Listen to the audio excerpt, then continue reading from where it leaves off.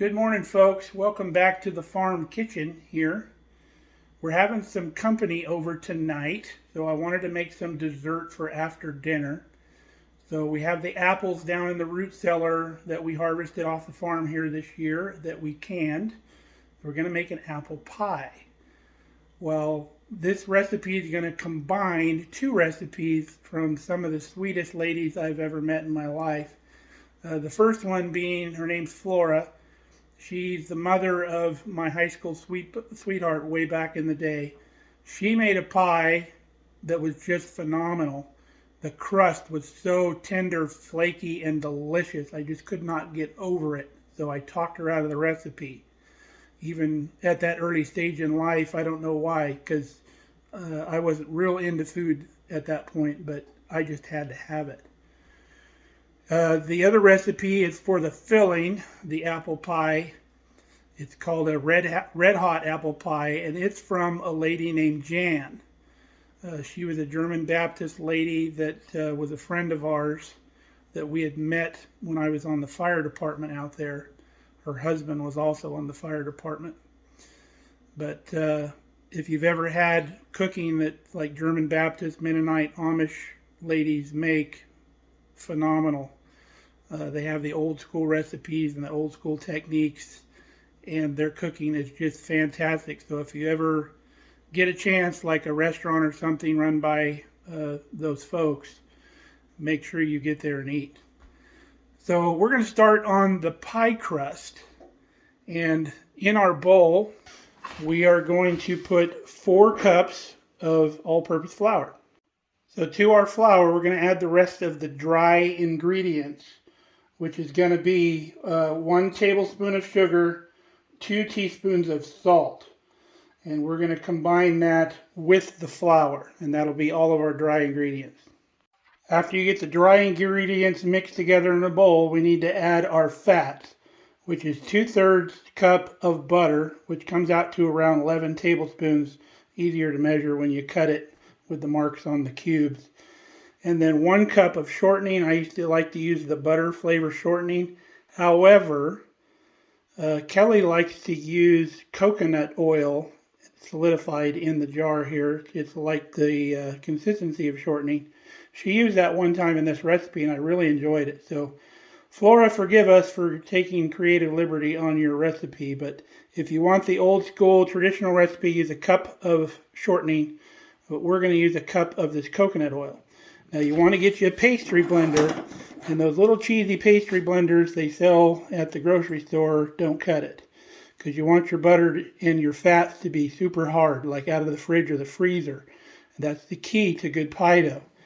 And to cut that, you're going to need a pretty stout pastry blender, and this is the one we have. I forget the model or the brand on it, but get you a really good heavy pastry cutter. And we're going to cut all this fat into the flour. And we're going to keep going until it resembles little crumbs or like pea-sized pieces.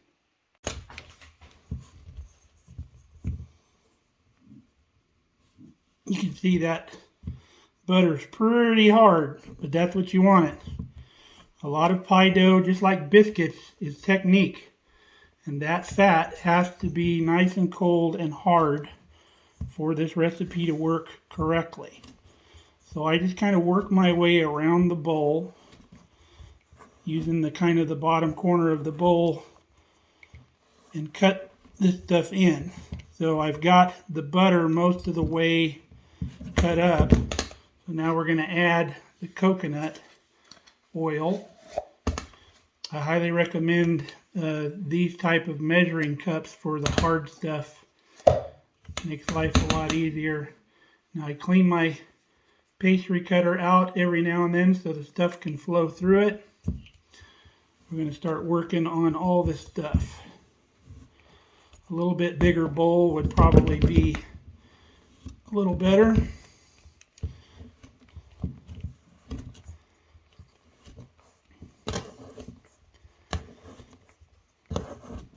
So keep cutting through that fat and working your way through it.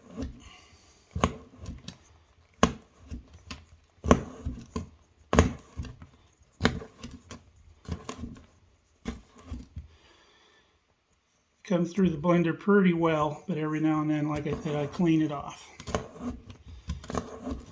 So just keep working your way around the bowl till those pieces get smaller and smaller. The problem with pie dough, a lot of times, if it doesn't turn out right, the dough is overworked and the dough gets tough, or the fat isn't cold enough and it works its way and melts its way into the dough. And those little pieces of butter and fat that we want in this dough, when they're left whole and not worked into the mix, that's what creates your flakiness in your dough. Those little pieces in between the layers of the pastry, as they cook at the high heat in the oven, they kind of fry in between the layers and create those flaky layers. And that's what you want. That's what makes a fantastic pie dough and biscuits. Biscuits, you make them the same way as we're making this. Make sure your fat stays cold and you don't overwork it. So you can see we're starting to get like pea-sized crumbs. It's looking pretty good. And I think that's as far as I want to take it. I'm going to get a spoon, check the bottom.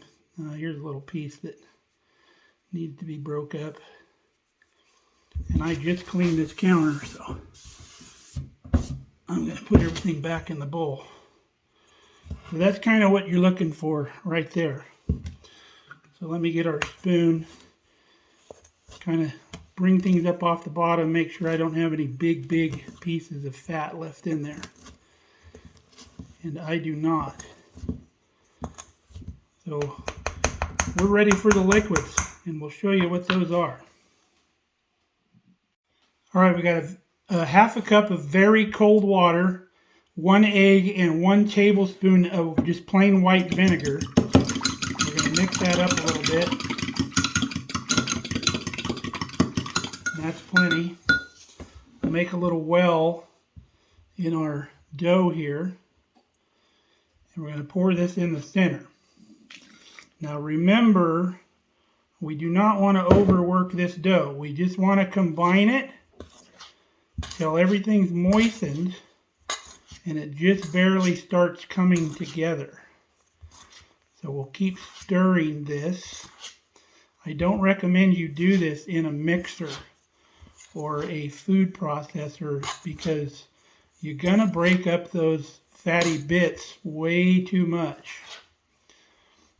And this is gonna look a little dry to you, but you keep mixing, it will come together. You just kind of fold. You don't go crazy with the mixing.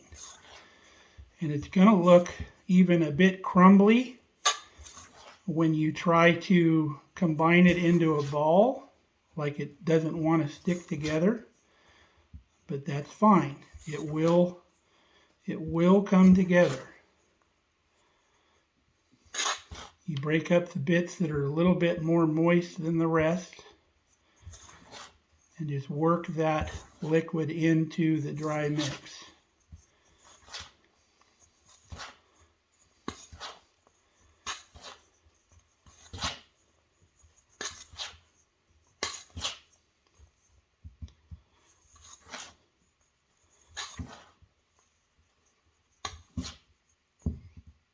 Breaking up those moist pieces a little bit more so they'll take on more dry.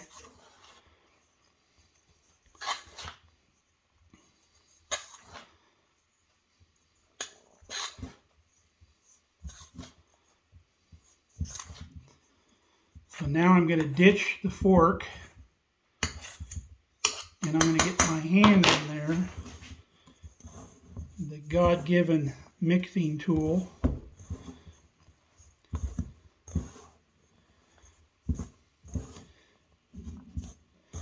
You can tell it's starting to moisten everything.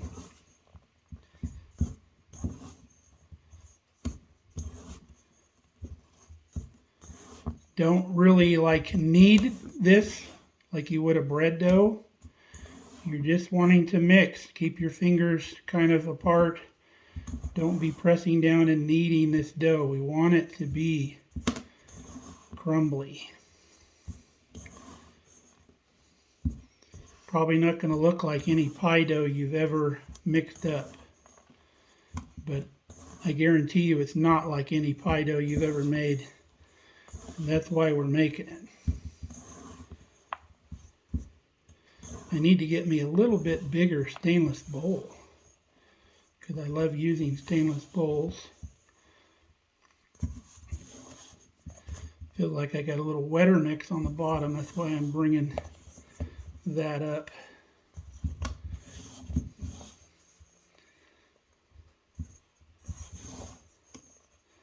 All right. So now we're going to dump this out on the counter.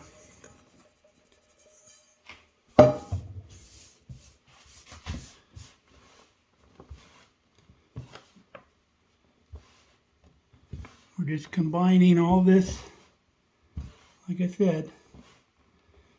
Now when we get to about this point, you don't really see any really loose, tiny pieces of the dry mix. Everything's kind of incorporated.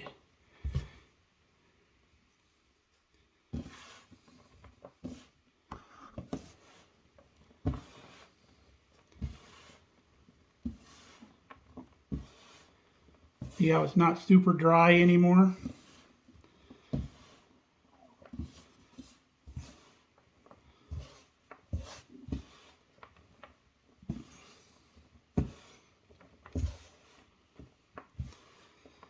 And that's about as far as we need to mix it right there. So what we're going to do, put this in a central pile here in the middle of the counter. And we want to kind of divide it in half. And the half that we divide, we want to turn into a ball. You can see how that ball is actually coming together.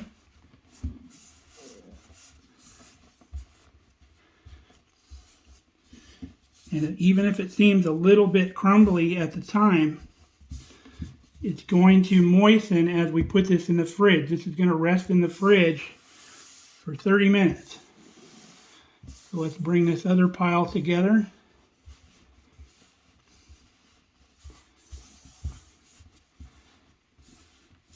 See how it's starting to hold shape a little bit? That's what we want. So we're going to get some plastic wrap out. We're going to put one ball in each piece of plastic wrap, and we'll kind of flatten it down a little bit, and we're going to put it in the fridge for about 30 minutes. Okay, we got our balls made. Anything that was left on the counter we just throw on top, because it will incorporate later. It will make these as tight as we can make them.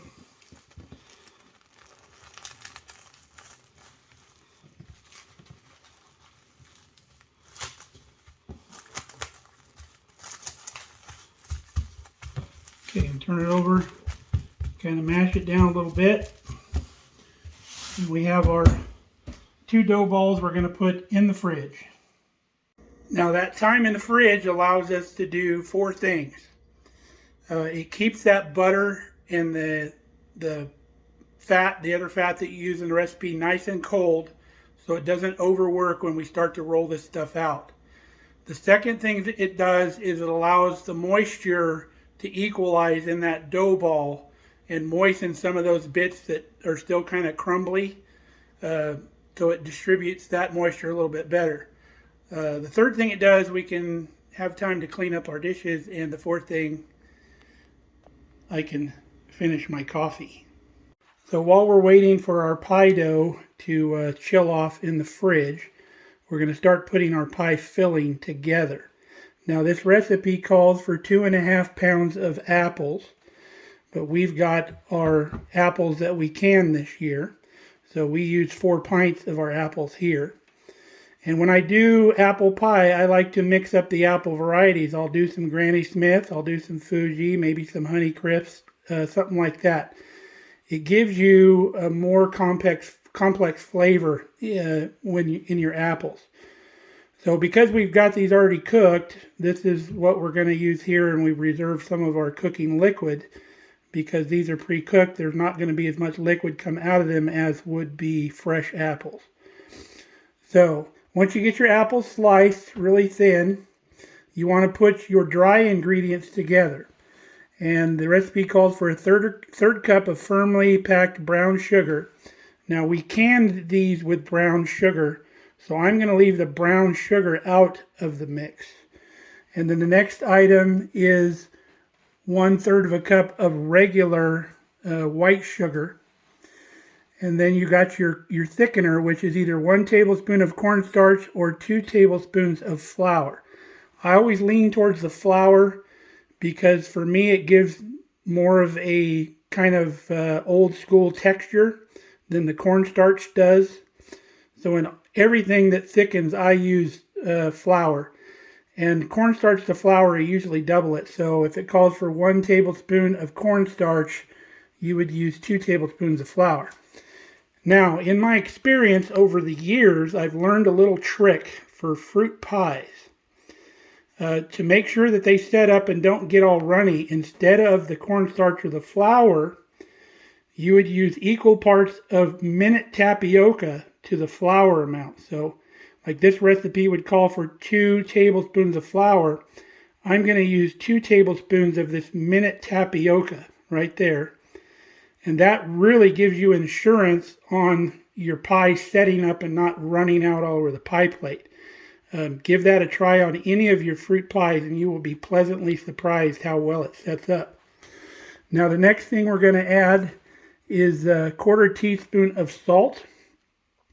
And we're going to mix all those dry ingredients together. It also calls for cinnamon, of course, but we got a little trick up our sleeve, so we're not going to add the cinnamon right now. So we'll combine all the dry ingredients. We'll pour 1 cup of our reserved liquid that was in the canning jars back into the apples, and then we'll stir all that together once we're ready to dump it into the pie. All right, we're almost ready to take our pie crust out of the fridge and start working it. Now you want to check it when you take it out. Only take 1 ball out at a time because you're going to roll the first one and then you'll roll the other one later. So leave the one in the fridge.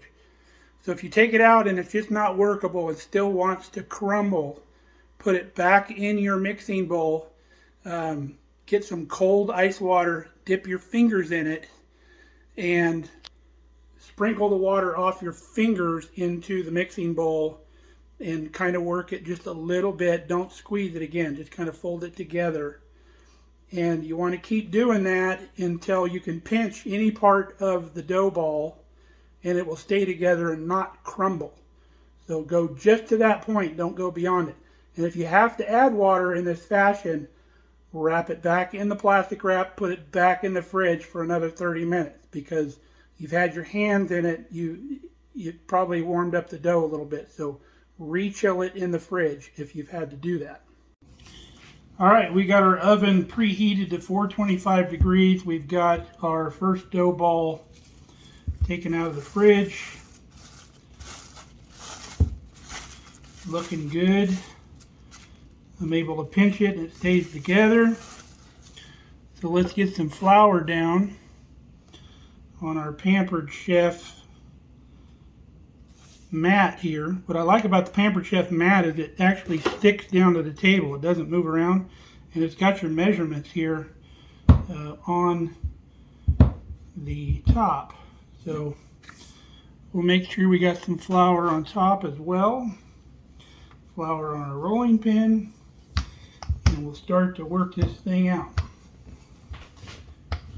You can see the edges are cracking a little bit. That's fine, not going to hurt nothing.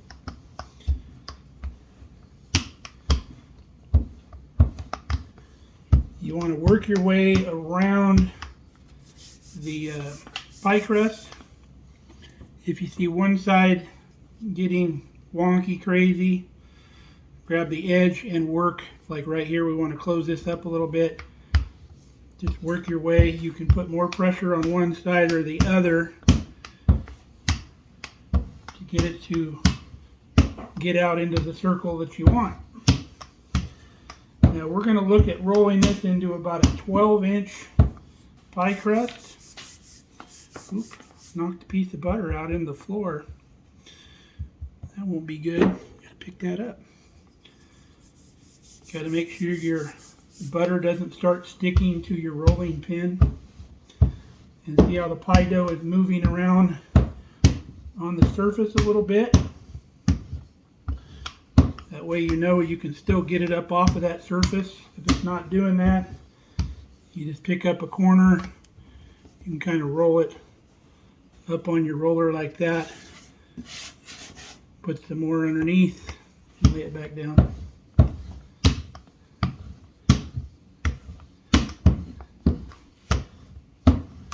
I don't know if you can see it, but you can still see the little butter pieces in the dough, and that's a good thing.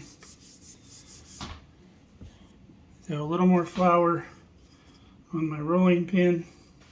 We're still a little thick on this area, so we'll work on just that one side.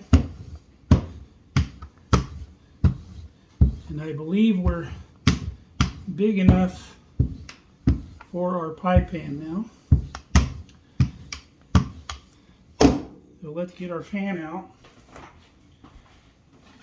Got it in the fridge.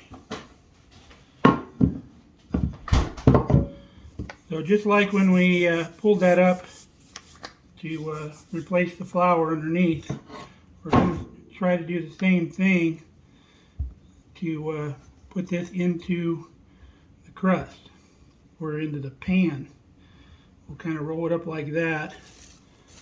Bring our pan over, and we're going to want to put this right on our pan. You can see how the edges out here are a little rough. That's fine. Poke it down into your pie pan like that. Now I'm going to get a knife. Actually, we'll use some scissors. We want the pie dough over the edge, but not crazy over the edge. So anything crazy excess, we're just cutting off. Because otherwise you end up with a big crazy lump on one side or the other. But let it stick over 3/4 of an inch or so, it's fine. We got a bunch of dough here. Now what my mom and grandma used to do with the extra dough, they would roll it out, sprinkle cinnamon and sugar on it, and bake it. It'd be a nice little treat. So we're just kind of evening it up around the sides a little bit. Now if you were doing like a cream pie or a bake shell, you would come through here and form the edges right now. Get a fork and poke a bunch of holes in the bottom of this, and you would cook it at 425 or 425 to 475 for 8 to 10 minutes till it's nice and golden brown. Then you would pull it out and let it cool. But since we're doing a fruit pie with a double pastry, we're going to leave it just like this, and we're going to get our pie filling mixed up and poured inside. And we'll come back when we do that. But you can see all the little butter pieces in that crust, and that's going to make it crazy flaky. Alright, in goes our pie filling. We mixed it all up like we showed you earlier. Make sure to get all that goodness out of there. So we'll distribute that around.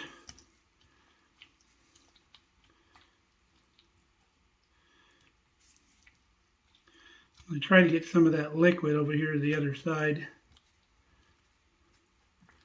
There we go. So we got our pie filling in.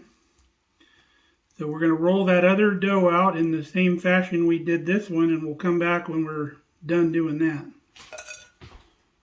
Alright, we've got our second crust rolled out. Now, before we put it on, remember we didn't put any cinnamon into this mix.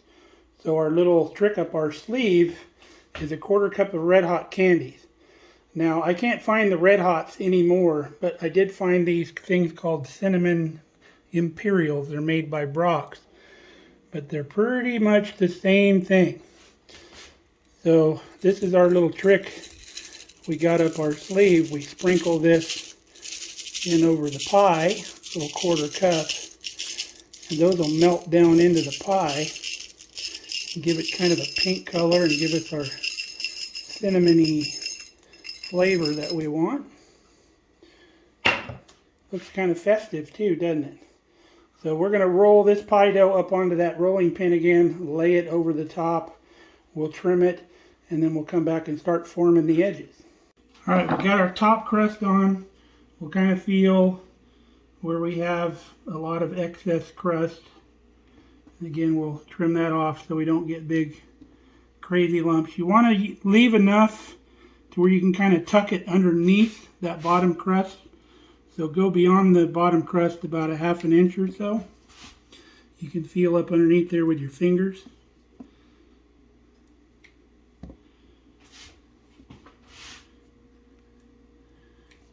The knife would probably go a little quicker, but I already had this out.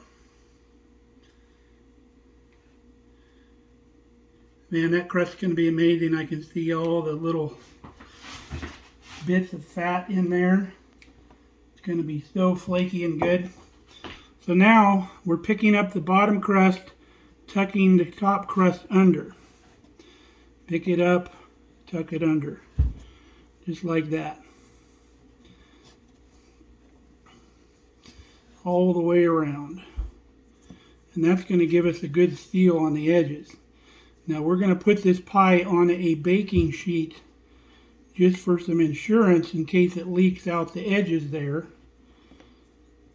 It'll catch it and we're not going to foul the bottom of our oven.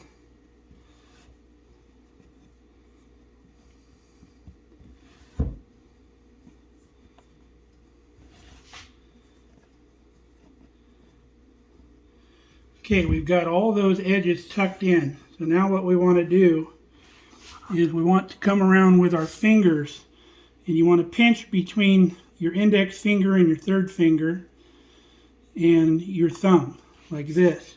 And push down and pinch.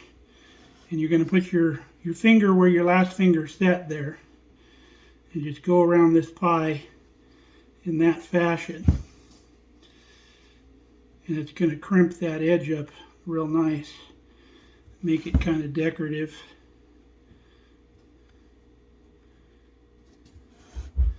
This is how you tell if you've got a homemade crust, because your store-bought stamped out commercial crust won't have this edge on it. Now if you can't make a pie crust or don't want to spend the time, the rolled up pie crust in the freezer refrigerator section, I think Pillsbury makes one, and there's generally some generic brands, but they're rolled up in a long kind of rectangular box. Those are about as close to homemade pie crust as you can get, and you'll still get this handmade kind of edge on the end, so everybody, even if you didn't make the crust, will think you did. So you need some air holes in here. And so we're just going to take our scissors and cut some air holes in the top of this pie. Now there's a way to do it, to fold this thing in quarters and cut slits, and then when you unfold it, it looks real pretty or whatever. But I just cut some slits. That's all you need, just for the steam to escape. That's all you want. Just make sure that goes all the way through. Now, this isn't going to have to cook very long because those apples are pre-cooked, and we just have to bring that filling up to a boil. So as soon as it's bubbling out of these holes and it looks nice and golden brown, we'll be able to remove this from the oven and it will be done, especially with that tapioca that we added in there. Now, if you had to cook it longer with raw apples, I would recommend cutting a piece of foil to go around these edges so they don't burn. But let's get this baby into the oven. Alright, we've got our pie on the baking sheet, center rack of the oven. We've got our timer set to 40 minutes, and we'll come take a look at it at 40 minutes. Grandma, you would be pleased I did not waste the rest of that pie dough. We're going to throw that in after that pie's done and have a little treat. So while you're waiting for our pie to cook, or we're waiting, I'm going to show you a little trick if you have to cover the edges of your crust to keep them from burning. Take a square piece of aluminum foil, so whatever roll you have, roll it out to where it's a square, not a rectangle. So you're going to grab it in the corners like this and fold it over, corner to corner. And then you're going to do the same thing, grab it in the middle, fold that corner to corner. And you're going to keep doing that process. Hold it here. You go a little further over. So there, corner to corner, like that. And then corner to corner again. This end's going to be a little bit longer, but just line up these edges here. And fold that like that. So we'll square this end off with our scissors. So now you take your pie plate and you want to put this in the center of your pie plate, and then you want to hang over about, I don't know, maybe 3/4 to an inch. And then you want to come in here 3/4 to an inch, like that. And then you want to unfold this back again. Now be kind of ginger when you do it, because if you folded it, it's not going to want to unfold as easy as it folded. You don't want to rip it. So just kind of work it out. So we're back to fold it in half again. Got to find our edge. There it is right there. Find a piece that's a little bit separated.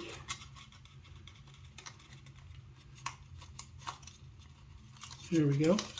My big fingers don't always work the best for finite operations like that.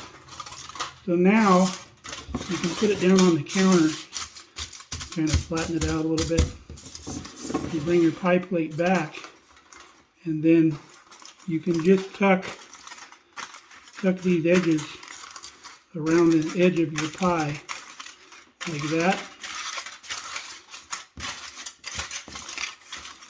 And don't do it too tight, because you'll ruin the edge of your pie. But that's how to cover the edge of your pie. Now you remember those air vents we cut in the top of the top crust. A long time ago, they had a different way of doing that. And let me show you. They used what's called pie vents, or pie birds. And I happen to collect them. And what got me started on this adventure was Kelly's mom sent us Kelly's grandmother's pie vent. I believe it's this yellow one right here.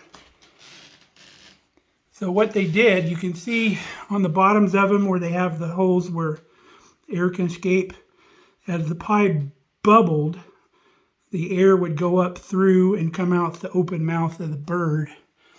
And you would set this right in the middle of the pie, put your top crust over it, the bird would poke up through the pie, and then you would seal your edges, and then that would be your vent for your pie. And like I said, I collect these.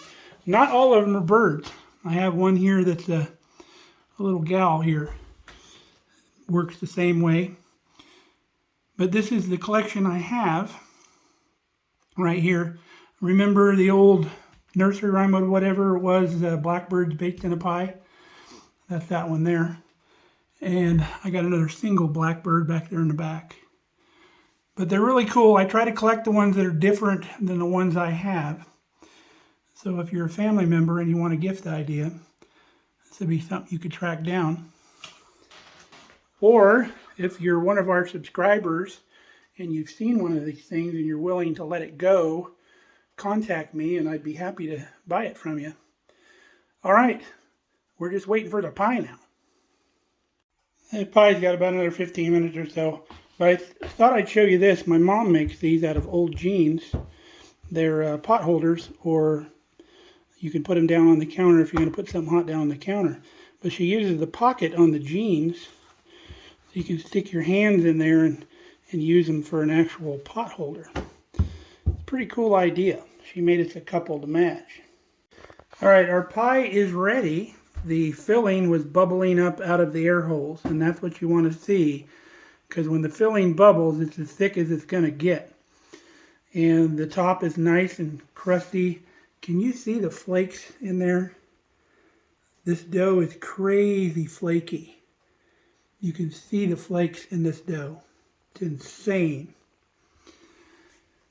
But we're going to do another little trick now.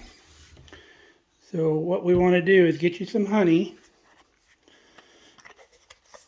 And we want to do a little honey on top of the pie. Not a lot.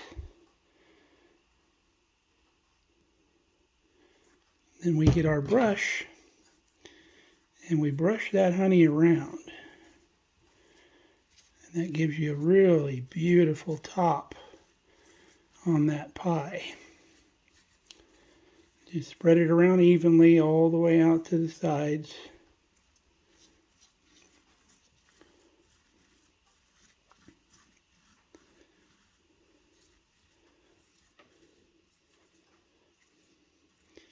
Just working it around. Now you would think that this would take all the crispiness out of that crust, but it does not. It just gives it a really nice color to the top of that pie. It kind of shines. Beautiful pie. Now you can see we lost a lot of our edge detail as this thing cooked. That's okay. I guess we could have crimped it a little more defined around the outside. But that's not going to hurt the flavor and the texture at all. So we're going to let this cool, and we'll come back later on tonight when we cut this baby up, and we'll show you what it looks like. Alright, our extra little pie dough is out of the oven with cinnamon sugar on it. Can you hear it sizzling? I can. But that'll be a tasty treat for somebody, since we don't have any little youngins running around. Me and Kelly will probably snack on that. So we're all done. Like I said, we're going to let that pie cool. That's what she looks like. Beautiful. We're going to go to the store and pick up the rest of what we need for our main course and grab some lunch in town with my cousin. So we'll see you tonight. I broke a little piece off of that pie dough that I baked in the oven.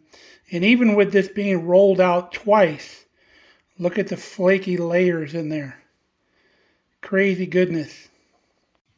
All right, folks, here we go. So excited.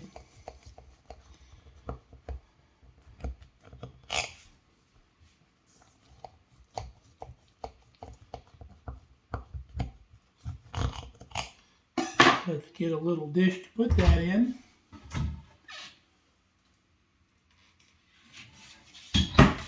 Just use a paper plate.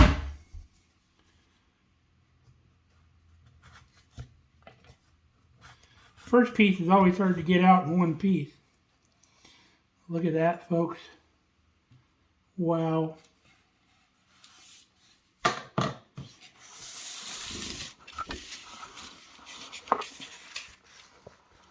Look at that piece of pie. You notice we don't have juice running out all over the pan. Look at those flaky layers. Oh my gosh. I'm not a big a la mode fan, but if you had a scoop of ice cream on top of that, most people would be in heaven. Look in here in the pan. There's no juice running all over the place. It's set up real nicely, and that's what that instant tapioca will do to your fruit pie. So let's get a taste of this. Now normally, I'll just eat the pie and just leave the crust, especially the crust that goes around the rim of the pie pan where it's really thick, because I don't like the crust. But this pie, you're going to eat every bit of that crust. There it is. Red hot apple pie. Oh, that crust is amazing.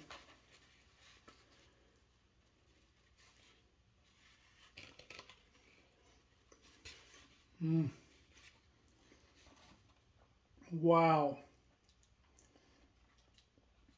been too long since I've made a pie like this. I don't usually take the time. That is just off the chain, folks. That crust was worth the wait and worth the work. You won't find a flakier, tender crust like that.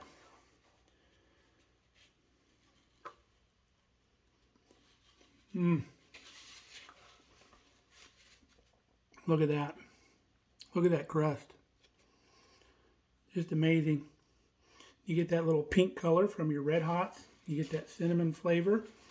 But it's not like your standard, you know, just run-of-the-mill powdered cinnamon you throw in. It's like a different dynamic of cinnamon. So, so good. I wish you could try this right now. So that's our red hot apple pie. Tribute to Flora and Jan. You know who you are. Jan recently lost her husband about 3 years ago. Good friend of mine, Gerald. We miss him. But we can experience stuff with ones we've lost by, you know, making stuff we've shared with them in the past and have those memories. So until next time, we're going to do another video. We're actually in the process of working it right now with our main dish that we had tonight. It's Cioppino. So if you've never had Cioppino and you like Cioppino or whatever, tune in tomorrow and we'll have the video on that Cioppino. So until then, stay safe, stay healthy. I'm going after the rest of that piece of pie. My gosh. Love you guys.